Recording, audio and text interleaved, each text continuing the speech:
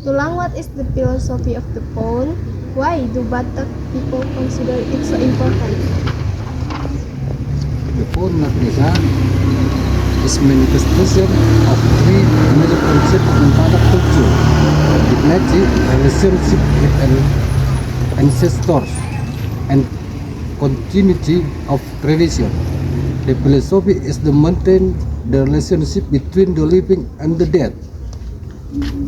By building a pond, the family shows respect for the ancestor, emphasizes, emphasizes the identity of the clan, and preserves culture heritage so that it is not lost. This is also a symbol of social responsibility of future generations. Tulang, I often hear that each and has a different style of bone. Can you explain the difference of more detail? Of course, Christine, the Toba clan font is usually very grand with intricate carvings such as dragon, bird, or tree of life motifs. The roof is high, symbolizing the status and honor of the ancestors. Meanwhile, the Karo clan font is simpler, focusing on natural symbols such as the sun, moon, and geometric motifs. The locations are also different.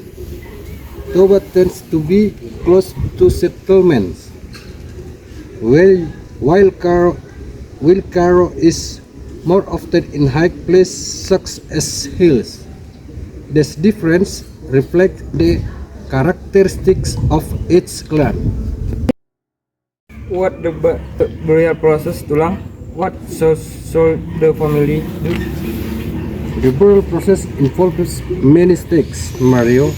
It starts with mangkubumi, which is purifying the body. After that, there is mangalap sahala, looking for a good day for the burial. The family then performs mangalang, which is building a fond for the body. After the fond is ready, it is continued with mangkubur, or burying the body, which is done with prayers and offerings. Lastly, there's mangun, a traditional ceremony after the funeral that aims to send prayers to the spirits of the ancestors so that they may rest in peace in the afterlife. I'm curious about the ornaments of the ponds. For explain what is the meaning of the tree of life that is over covered. The tree of life is a very profound symbol, Mia.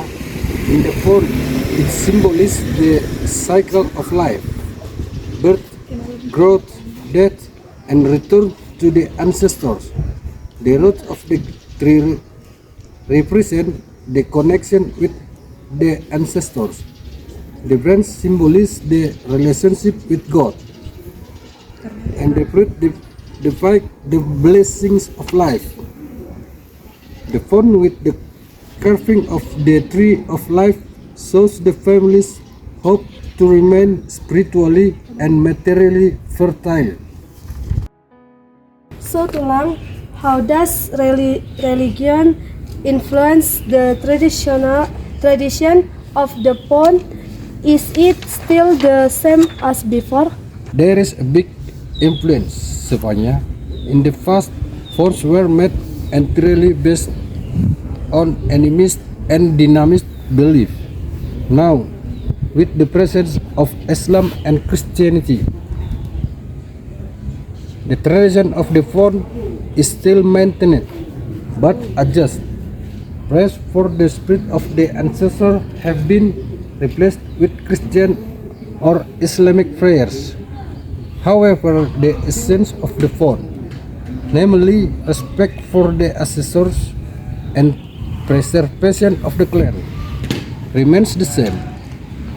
Fonts are also proof that the tradition and religion can go hand in hand. Very interesting, Tulang. Can phones also be used as a counter for large family gatherings? That's right, Tasya. Ponds are often a place for large families together, especially during death anniversaries or other traditional events. This is an important moment to strengthen this and teach the younger generation about clan history. In Batak society, ponds are a reminder that we are all connected as one big family. Tulang mentioned earlier about mythological animal ornaments such as dragon and birds. Why do they mean? Mythological animal ornaments have strong symbolic meanings. Christine, dragon symbolizes strength and protection, while Garuda symbolizes freedom and glory. These animals are often carved on phones to protect ancestral spirits from disturbance and provide protection to the bereaved family. What about a king's pawn, Tulang? Is there other difference with an ordinary person pawn? Oh, of course it's different, Mario.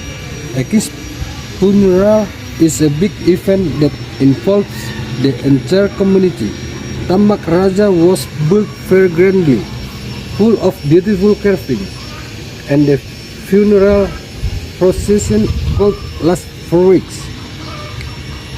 There were also special after offerings such as weapons, jewelry, and food, which were believed to be provisions for the king in the afterlife. In addition, prayers and traditional dance were also more complex than ordinary funerals. That the king ponds also have more special norms, Tulang. That's right, yeah. The king's pawn are often decorated with ornaments that tell the story of the king's life, such as battle carvings, symbols of power, and great achievements. This is to show how important the king's role is to his community. In this modern era, Tulang, is the tambak tradition still relevant? Very relevant, Spanya. Tambak is not only about tradition, but also about identity and clan pride. Many families still build tambak, although with a modern touch. They replace traditional materials such as wood with concrete or stone, but ancestral values are still maintained. Tulang, are tambaks also a tourist attraction? Yes, Tasya. Several tambaks with high historical value, unique architecture, or beautiful carvings often attract tourists. This also helps introduce Batak culture to the outside world, while preserving traditions. Then, how are tambaks maintained today that survive, Tulang? The ponds are maintained through mutual cooperation from the extended family. There are also periodic traditional ceremonies to clean them. In addition, the younger generation is taught the importance of ponds, so that they are responsible for preserving them. I want to make a pawn for family in future. What should I prepare, Tulang? First, Mario, prepare a design that is in accordance with the clan tradition. Make sure the font has symbolic elements such as the tree of life or typical clan carvings. Second, choose a respected location. such as near an ancestral home or a high place. Finally, involve the extended family in the construction process because the phone is a shared property. Thank you, Tulang. Your explanation in very depth and makes me appreciate Batak culture even more. You're welcome, ya. All of this and ancestral heritage that we must protect together. If you have any more questions, don't hesitate to ask. Oke, jadi di bahasa Indonesia kan? Iya. Kalau tambak ini dibuat hanya untuk biar dikenang sama peparannya gitu, anak cucunya. Satu kampung ini semua ini laupungnya. Nah, anaknya 3. Anak yang pertama Raja Panyangan, inilah yang sebelah masjid ini. Anaknya yang kedua, inilah kami dari sini sampai ke sana semua. Ini cucu-cucunya lah di sini semua. Raja Panyangan ini beristri Boru Sianipar. Nah, terus kalau Raja Sution beristri Boru Aruan. Dan anaknya yang paling kecil Siapudan dibilang kalau dalam bahasa Batak Raja Sipigo. Istrinya 2. Yang pertama Boru Aruan dan yang kedua Boru Nababan. Udah hanya. Mulai. Jadi Tulang, kalau tambak yang ini samanya itu kayak tambak yang sebelahnya? Enggak, ini udah peparannya ini. Udah peparannya ini. Cuman ini udah milik perorangan. Cuman nggak tahu silsilahnya orang ini. Terus apa lagi? Udah. Jadi guys, kami akan pergi menjelajah ke tambak yang satu lagi. Di situ Tulang ini akan menjelaskan tambak tersebut. Apa abang ini? Iya, abang ini kan. Itulah fungsinya tambak itu tadi. Biar dikenang sama, biar diingat selalu sama anak cucunya. Dibuat tambak ini karena dalam titah ke dan ibumu supaya lanjut sih umurmu, bukan yang diberikan Tuhan Allah padamu. Kan nggak dibilang yang mati atau yang hidup. Makanya dalam orang Batak dibuat tambak ini biar diingat semua sama peparannya, cucu-cucunya, anak cucunya. Berarti yang bikin tambak ini sebenarnya cucu. Iya. Oh. Tanya. Jadi Tulang mengenai tambak ini silsilahnya. Ini tambak ini, itulah tambak yang pertama tadi kita yang di sana. Abangnya lah ini. Abang yang di sana. Karena 2 kami peparan Mulia Raja, anak Mulia Raja lah yang 2 ini. Sahala Raja anaknya yang paling besar, Togana Bulan anak yang tadi itu anaknya yang kedua. Nah, cuman kalau masalah silsilahnya sampai ke bawah anak-anaknya turunan Salah Raja ini, ya saya kurang paham. Tapi kalau yang di sana saya paham. Nah, itulah tadi sedikit silsilah soal tambak kami, kami adiknya Sahala Raja ini. Oke? Jadi Pak, ini yang tinggi-tinggi itu, Mana? itu bangunan-bangunannya itu.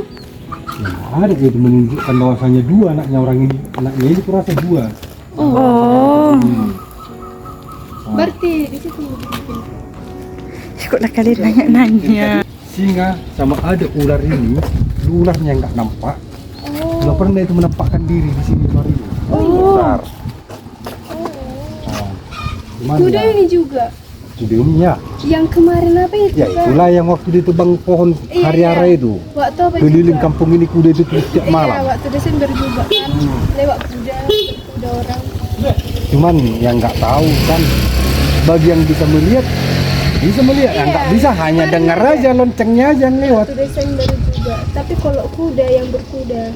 Kalau ular ini sama kuda ini, nah, kakak yang ini yang udah tahu, yang udah lihat asli. Oh iya Yang Pak. udah main sahih itu asli, lihatnya, Besar. disaksikan. Besar. Iya ular. Arahnya lagi, menjelaskan hari-arahnya lagi. Hari-hari itu kan orang tua zaman dulu yang apa itu, yang menanam itu. Berdua itu dulu. Supaya apa? Mereka berjanji kalau meninggal di situ menjaga kampungnya. Itulah kegunaan hari-hari, makanya ditanam itu di perkampungan. Biar bisa menjaga kampungnya, kalau meninggal ya mereka di situ. Nah, kemana-mana. Oh iya. Ya. Makanya orang yang setiap bekerja ke kampung itu ya nggak bisa. Karena orang itu menjaga.